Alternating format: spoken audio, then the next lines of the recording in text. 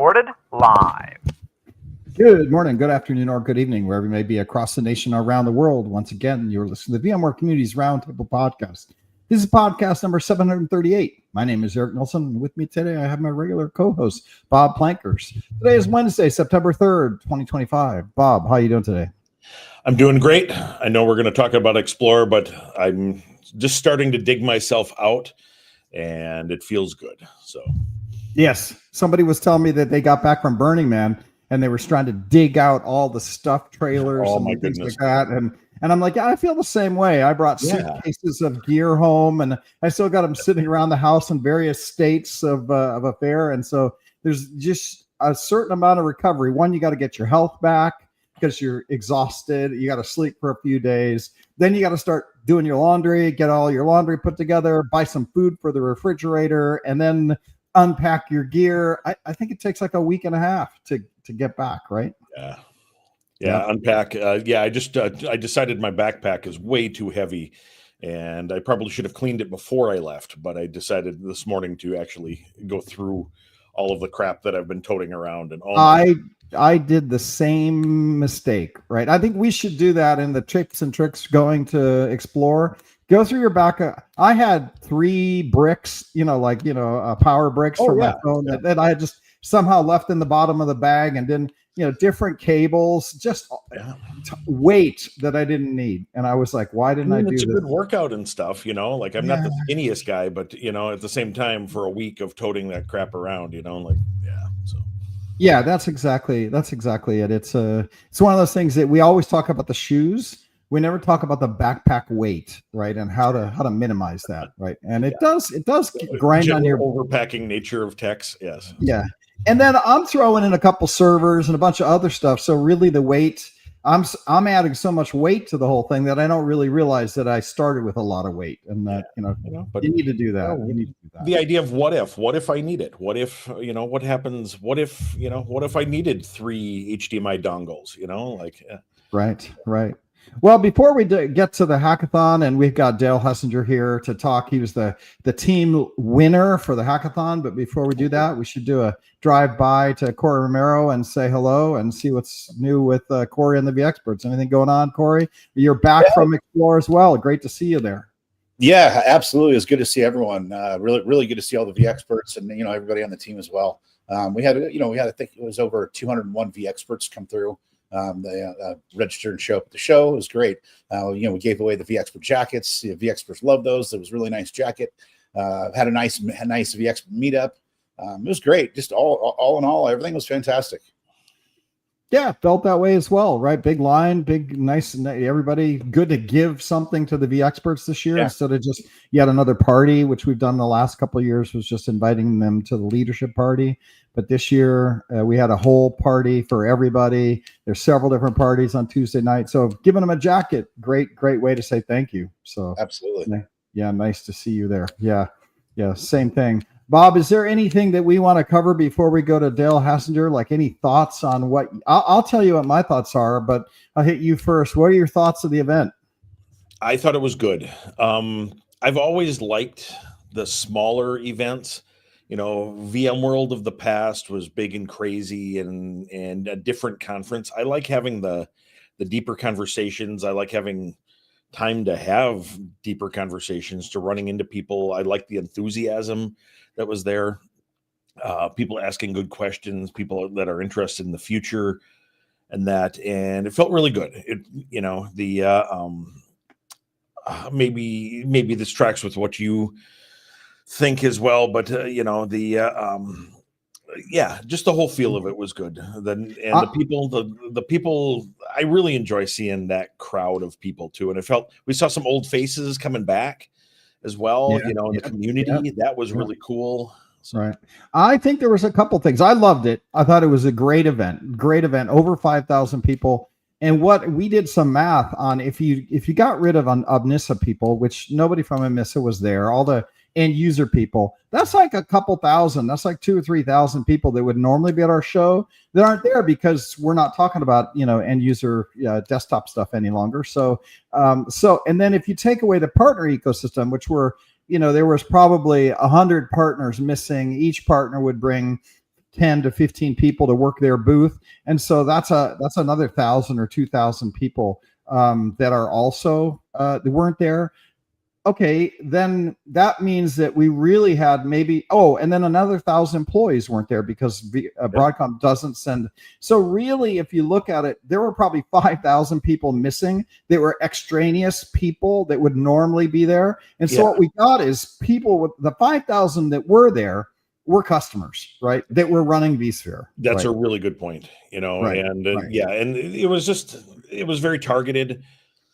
Right. And your point. So I felt like that the customer interactions were the same as always. The people that were there were the same. But when I talked to people who were you? Were they your customer? Oh, you're a customer. You're a customer.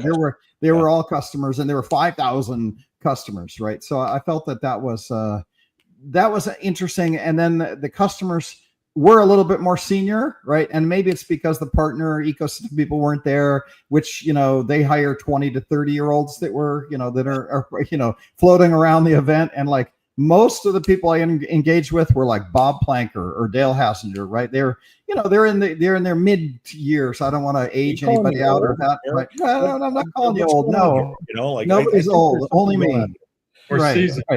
But I would say experience people, great conversations, and almost everybody got VCF 9. That's my one takeaway, is that it was crowded, and it was crowded with customers, right? Yeah. And it was 5,000, and 5,000 is still a ton of people. When you saw them streaming out sessions, when sessions were over, there were like 5 deep lines marching through the hallways, right? And so it was crowded, right? So, with people watching sessions. That's one thing. The second thing was AI, the AI announcements that they announced, AMD and their graphics, libraries as part of private AI solution for vSphere 9. I thought that was like an aha moment for me, like listening to the presentations. And then the keynote with the vExperts, where you had William and Duncan and a bunch of other people, giving, this is how I'm using the new features in vSphere 9. I thought was the best set of information in a keynote I've ever seen. Well, and even the guy from Grinnell Insurance, like real thoughtful stuff about, why are we continuing to use VCF? Why are we moving forward with it? And I think that goes hand in hand with your observation that maybe the crowd is a little bit older, that there's a lot more thoughtfulness there too. But yeah, I really like the keynote, and it's always fun to see friends up highlighted like that. So, and then a third mental note is that nobody was complaining anymore. Everybody was excited about moving forward. They had gotten through this is how VCF is, and this is what I need to learn. That I'm going to take my certification tomorrow, so I'm going to bed early. I'm studying tonight. Everybody was seriously in the space of moving forward with VCF. There was no longer the why are you making me do this kind of thing. Everybody was like, yeah, this is where we're going, and we're excited about it. And I really like private AI, and I really like tiered memory, and I really like everything else I'm getting with the bundle. So that was cool. That was my 3 takeaways. Great event. Yep. I agree. Right. Then we can, then we get to, before we get to the hackathon, and we talked to Dale, like other things that were interesting. IVC did the code labs. William did his session on the mini forums running vSphere 9. I had all that stuff there. It was fun to meet everybody. If you came by and said hello, I would show you the machines. You could pick them up. They were running, but kept them, we took the cases off of them and let people look inside. They're small, so there's, what do you see? Some SSDs and some memory, right? And a heat sink. But fun session for code. HOL was crowded. I heard a lot of people thinking they're going to take certs. A lot of people were going to take certs. So that's all I got. Anybody else you got anything else? Bob, Corey? My only regret is missing Corey's photo. I think that was your photo, Corey, that you took or whatever. And I learned about it like 24 hours after the fact, which doesn't happen. Oh yeah. It was short notice. It wasn't anything like we planned prior. It was kind of like last minute, hey, let's get all the vExperts in here together. Let's send out an email invite and get a photo. Yeah, it turned out great. Yeah, it was great. Yeah. And then Edward Hulesky showed up. I haven't seen him in Edward 8 years. Yep. So that was nice to see him there. He did a community session, didn't he? Yes, he did. Yep. A lot of old faces. A lot of people coming back. definitely. Yeah. It was definitely good. And then, of course, we can talk about the hackathon and what happened there, right? I thought that was it was interesting, and I learned quite a bit on how to run a hackathon better next year, right? Before we do that, though, shout out to William Lamb and Alan Renouf for showing up and being part of the hackathon and being a judge. And Alan built the slides. Like he found me.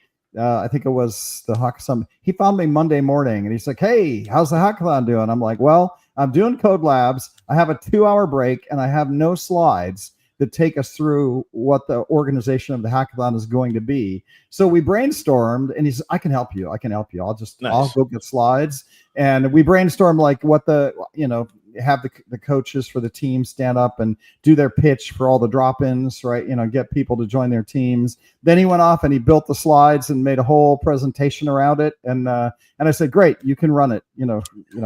Because William is like, "Wait, so Eric, you help run the booth. You're doing the code labs. You're doing the hackathon." And I was doing 2 other things. He's like, are you like the cook too? Do you run back in the kitchen and make the food for the lunch as well? And I went, "Yeah, kind of." Right. So great for him to step up and realize that I was overbooked and take that on, and did a great job. So thanks to, and William showed up as well, right? And coach teams, walked around each of the groups and had really interesting questions, like what did we get from it? What were we trying to do? Where are you going with that? So I thought all in all, thanks to William and William Lamb, of course, and Alan Renouf, a little bit less famous, but still a great guy. And then boo to Bob Plankers, because did you show up to the hackathon? I didn't. I ended up getting dragged into something completely different, and by the time I realized what was happening, you missed it. So my apologies to all of you. And the roulette tables are addictive. I understand. When you're on a hot streak, I only gambled once, and actually it was a pretty positive experience, unlike most of the other times I've gambled. So I took $100 and went to the roulette table. We played 2 spins and we walked away with 300. So nice. When I was up 300, I went, "That's it. Like, I know math. I'm leaving now. Let's take our extra $200 and go buy a pair of jeans," right? Or something that I can say, these are my winnings from Vegas this year. So yeah, I had a similar experience with a slot machine and a $20 bill. Like I hit three rolls in. It's like, "Oh, you won a bunch, cash out." Cash out. That'll make up for the other 10 years I haven't won. Yeah. Anything, so yeah, and I'm not sure if they set it now to let you win up front a few times before they figure out how to pull psychology in that. Yeah, so. Yeah. So great. I made the mistake of not walking away. I was up 350 at the craps tables, and I lost it all in 2 bets. Oh man, I like craps. It's been a while since I played craps. I got to say, it's fun when somebody's rolling to get behind the roller. It's just a social experiment. Even if it costs me $100 to be there for an hour, it is a lot of fun to get a roller that's going and not rolling sevens, right? But I like the randomness of the roulette whirl. Black or red, and then a few numbers and cross split them. It was a lot of fun. Had a good time. All in all, I think I was up till midnight every night, right? Almost every night was up till midnight, and was on the show floor at 8 a.m. So it was a long, busy week. With that, let's transition to the hackathon. So if you didn't come to explore, then well, all right, then I'm not gonna be annoyed at anybody. But if you did go to explore, I would say next year you got to be part of the hackathon. The hackathon was, for me, enlightening, right? It was actually, I learned more from the hackathon than I think I learned from everything else at the show. And it was mostly because Dale, who is here right now, Dale Hassinger, works at VMware by Broadcom, had a team that used AI with operations, I think, right? And we'll give him some time to introduce himself and tell what he does. But it was amazing to see what AI with the operations API could create from a visualization perspective. I was blown away. I was blown away with what, and it got me excited to go off and play with it myself, because really that to write that kind of code to build what Dale built. Dale, that was crazy. So let's get to you. Dale has your welcome to the community podcast as always. You've been on before. Tell me your name, how long you've been in the VMware ecosystem, and give us a couple minute elevated pitch of who you are and what you do at VMware, and then we'll get into the hackathon. Sure. Yeah, Dale Hassner, been VMware ecosystem for since like the 3.0 days. Long time. Been a hackathon team captain the last 3 years, and it's a lot of fun. Yeah, you were talking about backpacks, Eric, at the beginning. Here's a quick tip. I showed up at the hackathon with a server, a monitor, and a switch. So I got a backpack with wheels this year because I was not going to carry that around for the show. So there's a little tip for people if you're going to come with hardware. So you didn't go the minimalist route. You just decided to embrace the I'm carrying everything around. And well, I had a connection to my home network, but I live in Pennsylvania, and just in case something happened to the internet, I wanted to have something to demo. So I brought a Minis Forum server with me that had vCenter and ops and some stuff included that I could show how the prompts worked. So I tried to come prepared. I think that's critical, because even my project where I was trying to do VCF, tiered memory reporting, right? I had a VM up in my rack in San Jose that I could run PowerShell against. But then if you don't have the full 9 stack, right, you're not going to really be able to test your tiered memory. So it's kind of one of these puppet waving, puppet sock puppets to talk about what you'd actually get from things. And you're right. I think next time even though I brought 3 VCF servers in my backpack, having one for the hackathon would have been nice, because I could have demoed to everybody at the table that, this is what you get out of the script. Right. And if I went up 200 at the roulette, I'd probably buy another NVMe drive for my lab. Reinvested into the technology. Nice. Yeah, nice.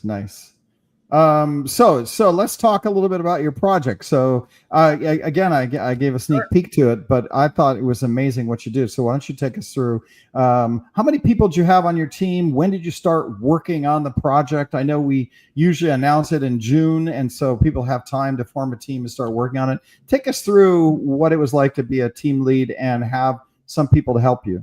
Yeah, as soon as you released that blog, Eric, I reached out to some people that were on my team last year, Don and Amos. So they joined me right away. And then in the evening of, my one coworker, Cosmin, and one of the customers, Willie, joined, and we kind of sat around and still acted some prompts and came up with some cool ideas. And, once Willie, the customer, seen some examples, I asked him, I said, if you had something like this in the real world, how would you use it? So we came up with some more cool ideas. But my project, I've been following MCP for a while, and that stands for, Modal Context Protocol. And with the Claude client, you can have everything running on your desktop. So I have a Mac laptop, and one of the goals that I had at the very beginning was to make it all PowerShell, because for years and years, myself and customers have built these Power CLI scripts to connect to vCenter or Ops or all our different products, and I wanted to reuse those, because what MCP does is it's kind of like that middleware where it makes the connection to whatever you prompt against and brings the data back. And for a while, I really couldn't get it to work. And as part of my presentation, I actually told the story. ChatGPT 5 came out like 3 weeks before Explore. So I'm sitting in my camper out in the middle of the woods, and I come up with this prompt, and I said, I want to create an MCP server on 100% PowerShell. I want to reuse, Power CLI scripts I already have, and I came up with this whole list, and it came back with this code that was pretty amazing. And I put it in my local Claude, and it gave an error, so I pasted the error in the VS Code, and I did that 3 times, and within 4 prompts, I had a completely working PowerShell MCP server.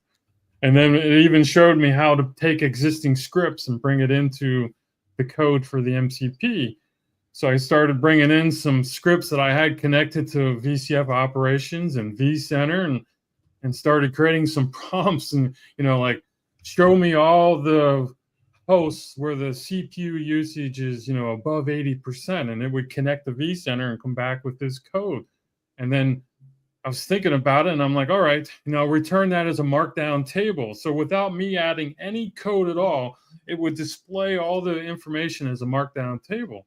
So now I was sitting there, and I'm like, it'd really be cool to show that like a HTML report. So I just kept adding to my prompt, return the code as an HTML report in the style of VCF operations using dark mode, because I like to use dark mode.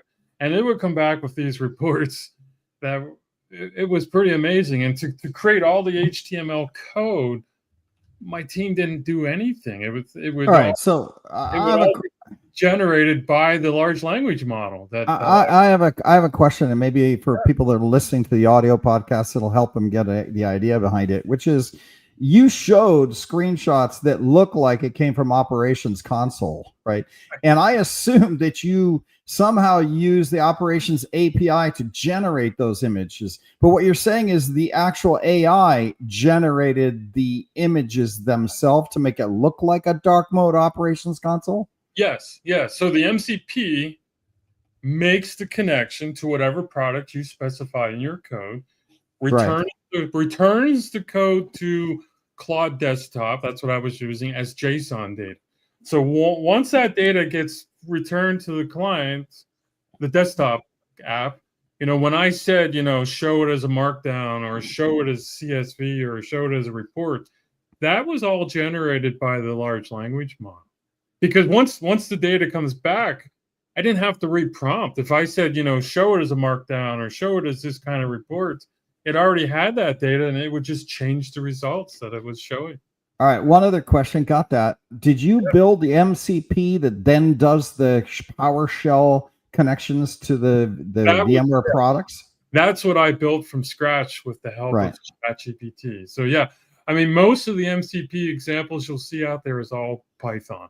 And that's my team. We started with PowerShell, couldn't get it to work. We switched over to Python. We got that working, and I was showing how it was working, but we had to rewrite everything. So once I got it working in 100% PowerShell, and I could bring in existing code that I already had created for years of doing automation, that's when the floodgates opened up for my team, because then we didn't have to reinvent the wheel. We could use existing code, and that's the part that I find interesting, is I can then show a customer, say that I know that does automation. I'm like, if you have all these scripts already generated, you can kind of reuse those.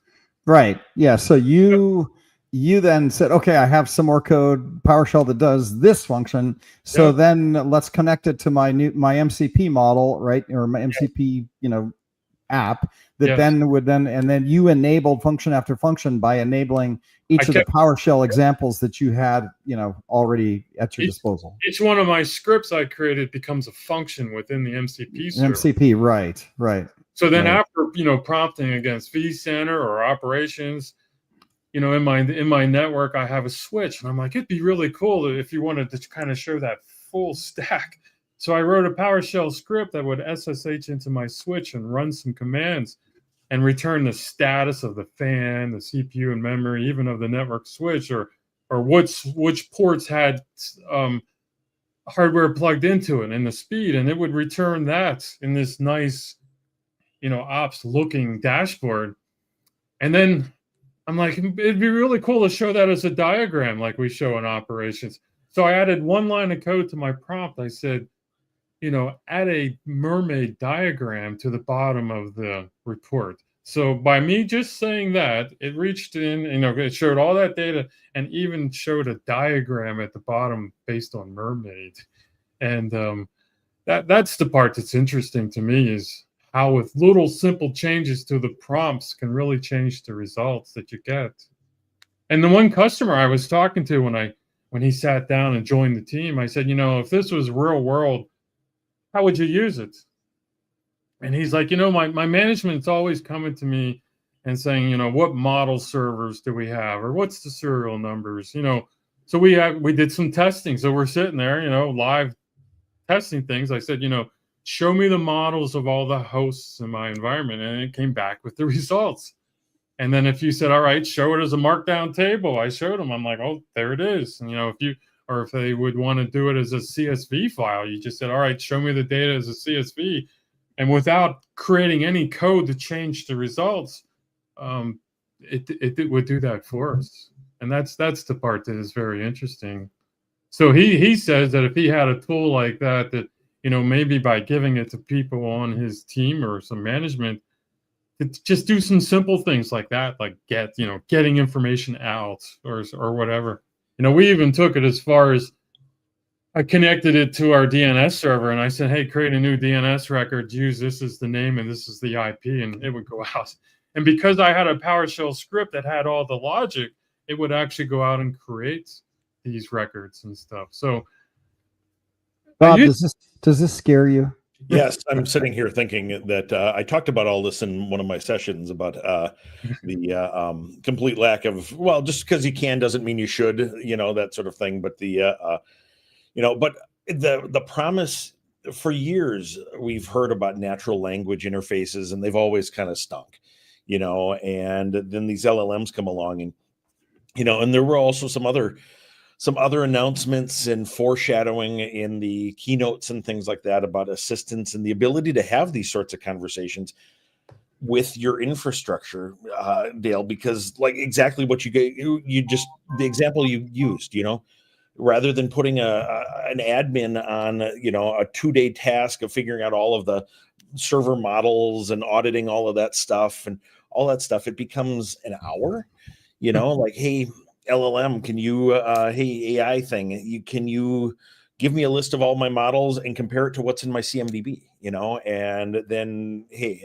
you know, and then in 45 minutes, you can go for lunch, you know, done. And, you know, where are the differences here, you know, and it'll just point that stuff out. It's good at that, you know, but, and I also think, wouldn't it be cool, like in the future, ask it, like VCF operations for networks, you know, hey, is anything talking to this VM, you know, like, is this VM being used by anything?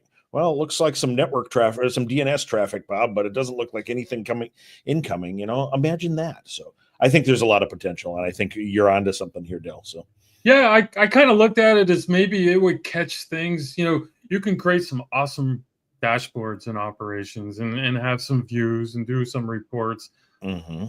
But maybe the human eye just misses some things sometimes. Yeah. Where if I would prompt and say, show me all the hosts, you know, it did a really good job of catching those things. Or if I could do a prompt and say, what is different about the configuration of this one versus that one, and it pulls in all these metrics and settings and compares things and gives you a list, which we kind of built that into the product too, with the differencing now that is out there. So yeah, plus I look at it as, you know, the generation that's getting into IT today, the last couple of years have been using programs where they're prompting. So if we could have something that, you know, you can make prompts like that, it was a very interesting project, and I think the results actually exceeded what I thought that we could do as a hackathon team. And once it started working, and you know, there could be some security concerns. If you're just doing gets, you know, that doesn't concern me as much because you're just pulling data out. Yeah. You know, you're adding DNS and stuff like that. You know, that not that it's a bad thing, but just, you know, making sure that you understand, you know, with anything, and AI is no different than any other automation capability or whatever, you know, you just make sure that there's good guardrails around it and who's watching the watchers sort of thing. And like, you know, like, and I mean, even the commercial LLMs have other models watching the input and output of these things, you know, that's those are the guardrails, you know, and so I can see that in our future too. But, you know, and like my little project, you know, that's where people would come by and they asked about concerns, you know, and I'm like, well, it's my scripts, you know, I have completely control over what I wasn't pulling back all metrics and properties. So there were specific things I wanted to do, or even part of the project, if you're like, hey, I don't want to connect to vCenter or Ops, but you generate RV tools files, we actually would prompt and say, hey, look at the RV tools files and, show me the model numbers of the host based from that. So now you're not even connecting to your environment. You're connecting to information that was generated by RV tools.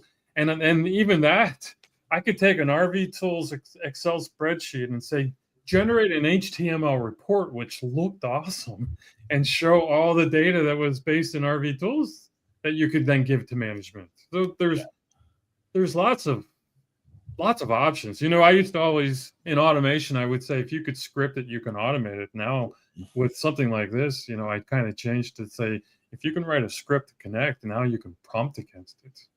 Yeah. Well, and the idea of a data warehouse, you've got all this data to me, and it's just not we've always had these ideas of data warehouses and, these rich repositories of data, but you just couldn't, I'm not a programmer. I don't know how to get into it. I don't know how to query it.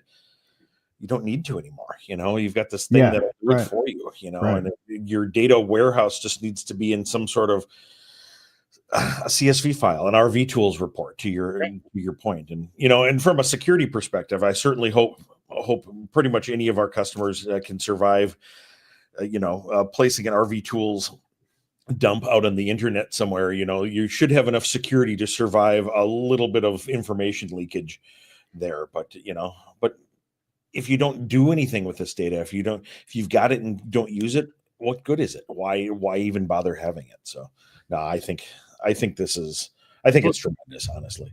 Yeah, even with like RV tools, last year during the hackathon, my one teammate Amos, who was joining me this year, actually wrote a little script that would de-identify the data that's in RV tools, kind of come up with these random names.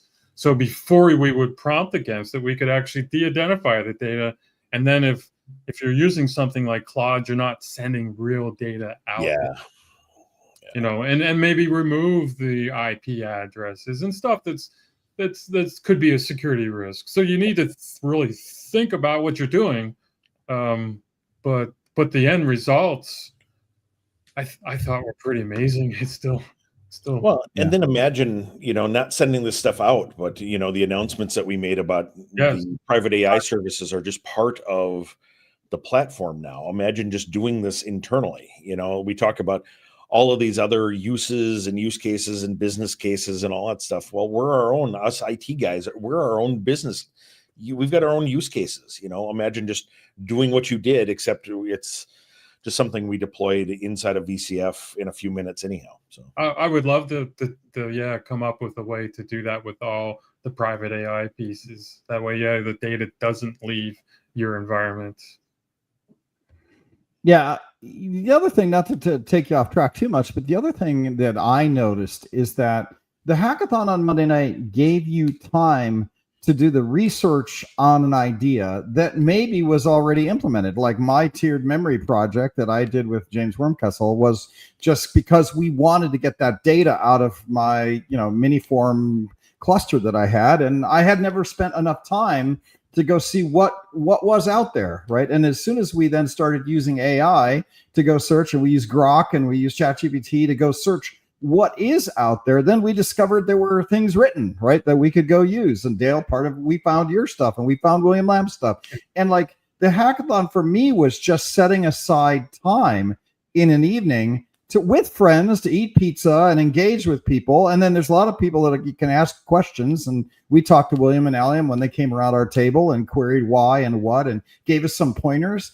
It was just like a learning time for us where, you have these ideas in the back of your head, but until you go research them and then use AI to research them and then come up with code snippets, whether you're writing the code, having AI write the code, or using, somebody else's code that's published because the AI found it, right? It didn't really matter. It was that we got a great script, and I took that code that I pulled off, a couple sites and put it together and took it back to the code lab and, ran it against my VCF9 servers, right? And it's just having the time, to engage with a bunch of people, learn, and then walk away, and then getting to see other people's presentations at the end of it. So not only did I learn about the topic that was buzzing around in my head, but also I got to learn what 7 other teams were buzzing around in their head. So I feel like it's less about coding now and more about time to use an AI to solve one of your problems, right? Which I thought was interesting. What you just described, Eric, is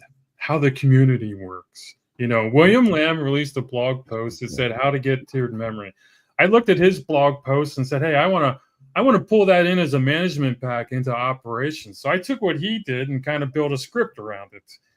And then when I did the MCP, I'm like, oh, I already have the code. I could just stick it into my MCP, and now I can prompt and say, show me my tiered memory usage. And then you had a project which you did some search and you found my code, which was based on help from William. Yeah, right. And we just take, William's post and we just build on it. And then I saw what you did with visualization, and I'm like, oh, and by the way, I could then have visualization done that way too. I was like, oh my gosh, this is crazy. That to me is the community and why people come together and explore and share ideas. And why do I spend my weekends blogging and sharing that with the community? I mean, that's right. Why, giving back, giving people ideas. Well, and it also just made IT fun. Yeah. Right? I mean, IT is not the funnest thing in the world, right? Most of the time you're just clicking on mouse buttons and figuring out specs and data movement and security and everything. But that's a moment of fun, just fun, creative fun, right? That you get to do. Something that you can own. It's yours. You can own it. You can get it done. You can do whatever the heck you want with it. Put it up on GitHub when you're done. You don't have to go to your manager and get approval, or maybe you do. I don't know. But it's yours. And there's just something to that too. And then the cool thing is we had enough budget that everybody got a prize, right? Like that was the other thing is you walked away with a Raspberry Pi, 5 kit, right? With, power, memory, SD card, fan, case, everything, right? So not only, and a t-shirt, right? So you get swag and a t-shirt and food. I mean, I couldn't have thought anything better that anybody could have been doing other than Bob at the roulette wheel that, on a Monday night I'm only joking. I know you didn't do that. I know you were busy, right? But I felt like, wow, what a missed opportunity. We're going to have to try to convey this to people next year because there were 5,000 people at the show and probably a third of them would have been, enjoyed it as much if we had, explained this to people, what you're going to walk away from that hackathon. Oh, I would highly encourage people to reach out next year. I'll probably, as long as I go next year, I'll be a team captain again. Yeah, and I think people go, oh, I don't write code, I can't do this. You don't have to. Right? No, you don't have to. It's not a code experiment anymore, right? It really isn't. It's a mental experiment. Yeah, like for my project, I kind of said, hey, here's what we did. How would you use this in a real world environment? And the feedback that I got from a customer, saying, hey, here's how I would prompt it. That was just as valuable as the code that I wrote, to kind of come up with those use cases. So yeah, stop by next year, be involved, be part of the community. It's fun. I built some friends over this now. There's people that I've done this with a couple of years and that you meet there, and it's a good event. So yeah, thanks to everybody that planned it. Prizes were awesome. Food was great. All pluses in my book. Bob, you had jumped in for a minute, but maybe that thought has gone away. But if not, then I'll move on. I think I was just talking. I can't even remember. All right. Yeah. Cool. Yeah, cool. It'll come. Yes. Yeah, so there is definitely a Monday night element next year. I think we're going to rename it, and I think we're going to rename it like an AI-a-thon, right? Because that's, to me, it was less about hacking code, and now it's about like a builder fair or an AI builder fair, right? So interesting there. I've invited Tony Foster to come also there's because trouble. He was also a team lead, right? A team of one, because he was at our table, and he didn't like our team. He didn't like our team project, which was the tiered memory report, and so he did his own. So Tony Foster, you were at the hackathon as well, and you did a project. Take us through, what did you come up with, and kind of build? What was your idea? So I started building. It's not done yet. I wanted to develop something that would complete the code for you when you do a code capture in vCenter. Because if anybody's ever gone through and captured code in vCenter, you get the code for what you did. You just don't have the starting bits and the ending bits. And so I wanted to actually figure out how to get those parts in there. And so I started down that rabbit hole. That's interesting. So the idea I thought was that, yeah, and what you described it, and I'll just regurgitate that for people that are trying to listen to an audio feed and make sense of that, was that, yeah, you use code capture, but it doesn't know what, your code capture doesn't know what you had to do to get to that moment, right? And so you try to use AI to figure all that out. And AI is amazing at, if you ask AI anything, it'll write you a bunch of PowerShell, it'll write you a bunch of code. And so it's going to write code so that when you use that script, it'll get you to that point, right? Where you've already got certain things set up and now it's going to do that element. And then at the end, clean up. What's clean up? Log out, right? I feel like I don't know what that cleanup would make it a be. useful script instead of the snippet. So code capture, I really like code capture. I don't think we talk about it enough. Yeah. And it's got a lot of really great hints. How do I do this? I want to programmatically add a VTPM to 10,000 VMs or something like that, and you can capture, you do it in the UI and you can get a Power CLI script or Python or whatever out of it. But yeah, Tony, to your point, it's not a full-fledged script. There's this, assumption that how to get to where that code snippet starts, and then what else to do with it, which is not a safe assumption necessarily. So, and what variables you need to instantiate, because it doesn't actually instantiate the variables for you. No, it just tells you what. Yeah. Yeah. So that is, what AI were you thinking of marrying to build that? Where is it, Claude, or what were you thinking? So I was bouncing back and forth between ChatGPT and Copilot, but hadn't actually decided on one or the other yet. All right, that makes sense. I can see Copilot, right? Because you have your IDE up, right? Your Visual Studio, and then it has Copilot there, and you can connect it in and get some useful script out of it. Yes. Plus, most businesses today have Copilot licenses, so it's a easier port into a lot of organizations. Now, I think you also, because I also like to say that I don't like, the parties that go on and explore all week are heavily oriented towards beer consumption. I don't know what that's about, right? But like most of the parties I end up going to, it's always about a beer. And like the thing I like about the hackathon is that it's not alcohol. We didn't even get alcohol this year, right? Because last year we got alcohol and nobody even drank it because everybody's working, right? Yeah. Except this year, Tony Foster sits at my table, and what does he bring? What did you bring to the table? A glass bottle. Oh, nice. Bottle. Yeah, it's a glass bottle. And next thing you know, people are doing whiskey shots, right? And so I did not make them do whiskey shots. They chose to do whiskey shots. And some of the projects were a little less effective after Tony Foster showed up. I just see this as a brilliant anti-competitive move, is all. Like, hey, competing team, would you like to sample my fine whiskey? Yeah. Tony Foster was taking a shot and dumping it in the planter while everybody else was drinking. I got it. Yeah, that was it. Yeah, I'll do one with you. Yes. Yeah. Got a bottle of water is what he's got.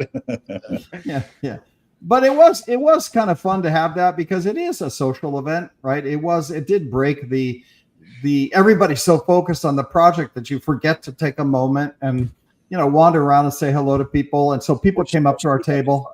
Yeah. And then the whiskey bottle was a reminder that, you can socialize and have fun at the same time, right? It wasn't all about winning, which is fun. And I think we had like 20 people there that weren't associated with a team, that just hung out and kind of watched, right? And chatted and ate some free pizza, and we had M&Ms and candy and pretzels and stuff. And so just the other thing is the hackathon was not overly noisy. And after you've spent all day at Explore, right, it was nice to get with people where it wasn't a bar, it wasn't the roulette wheel, it wasn't the noise and flash. It was just a nice session room with tables, and everybody was chilling out, enjoying it. You got your t-shirt, you came in. And I would say that a moment of downtime, since I got there on Friday and I had the VMUG, I had a little code lab set up, I had VMUG all day board meeting, then we had a dinner party, then we had all day Monday. It was like my brain was like, and I walked into the hackathon, I went, some intellectual time. This is great, right? So I enjoyed that portion of it as well, right? Like, Dale, I don't know if you experienced that. Like, was that a moment of getting to actually just be in a happy space for a moment? I was excited to get there because I wanted to show people what my team created. It was just a cool project, and to hear feedback from people is what I was anxious to see what people thought. Yeah. And I thought the idea that we'll have to market more was that you didn't have to come as a team, that team captains will present. So that was Alan. I think I told Alan to do that, right? I said, how do we get the team captains exposure to the people that are all coming in? Because I think we had like 40 people registered that weren't on teams, right? And like, how could we encourage somebody to be a team captain in real time or join an existing team captain? And we came up with that idea of, let's let the team captains pitch their project and see if they could recruit some of the people that were hanging out, which I thought gave it a fun aspect. And we could market that next year of, hey, come share your idea. The first half an hour of the hackathon is just sharing ideas, right? Because that was actually fun on its own right. Yeah, that was new this year, and I like that part too. So to keep that going forward, I thought was good. Yeah, that's nice because I'm always hesitant. Am I going to end up on a team where there's some strong personality that really wants to do something like arcane that I'm not going to be part of? Like, I really am not interested in that sort of thing. I don't want to spend my evening dealing with that, and so having some choice, if I show up and the team captains, the people with some random ideas or whatever, can say, hey, come present them, come join my team, and I get some choice there. That's cool. I'm much more inclined to do that on a personal level. Yeah, I agree. That was really good. And so Dale, you've put your code up on GitHub, I believe, right? Yep. So if people want to go learn about it, what is the URL that people go find that? If you go to GitHub and just look up my name, I have a whole bunch of repositories that I share, but it's called the Hackathon 2025. I'll have to get the URL for you. No, that's fine. You just go to GitHub and I'll spell his name. It's Dale, Dale, and then Hassinger, Hassinger. So go to GitHub, look him up. Yeah. If you look on X and LinkedIn, I put a lot of posts out there talking about what the team was doing for the hackathon, and links. There's links out there too. So, right. And if you're listening to this, you should. We're going to rename it. Next year, it's going to be the AI-a-thon or something that teaches people that you don't have to come and write code as much as you have to have an idea to work with an AI to build a solution, right? And I don't know a better name for that, but something like that. I bet we can figure something out in the next 10 months or so. Yeah, I think so. You got time. Yeah, not as much as you'd think, though. Like it does sneak up on you. It sneaks up on you. Oh, it does. Yes, it does. Mm-hmm.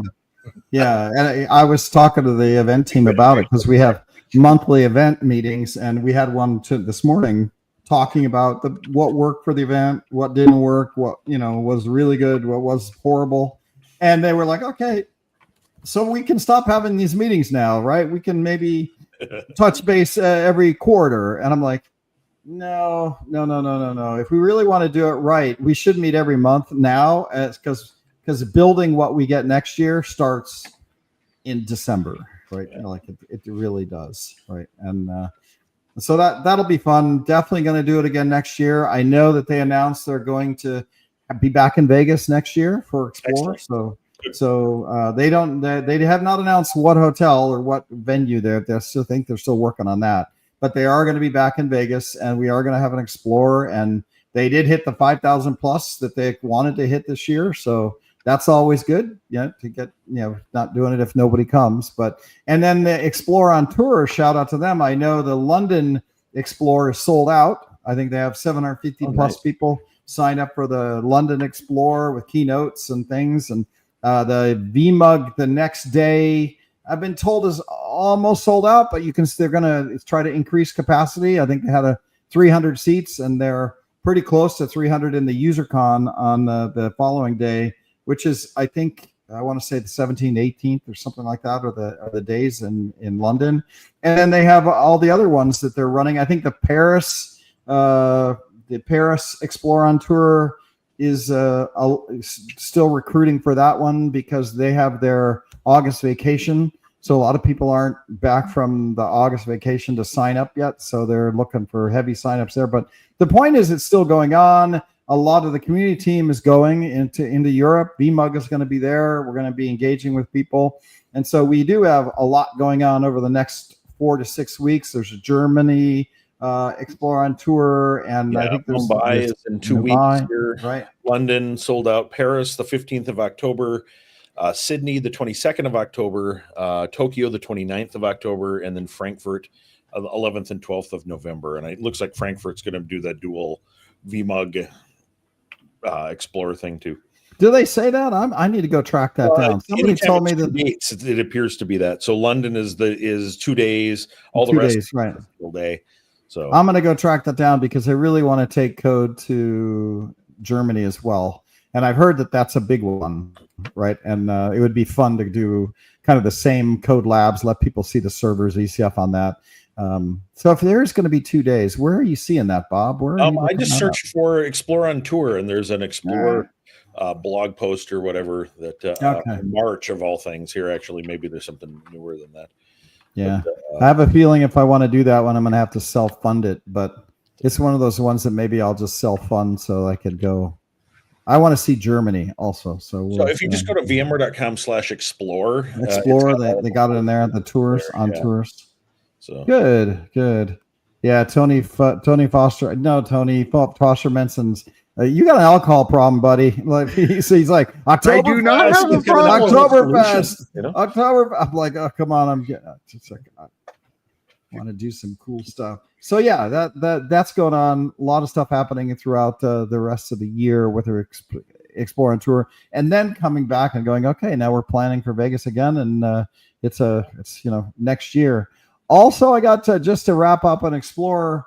I did hear some really positive feedback from enterprise customers that were at CTAB, and CTAB is NDA only, so I can't really say much. But I can say that there were customers that were really excited to see new features coming out in vSphere 9 Plus, right? That we've talked about private AI and the fact that we announced AMD as part of the drivers for the AI support and the models that are out there.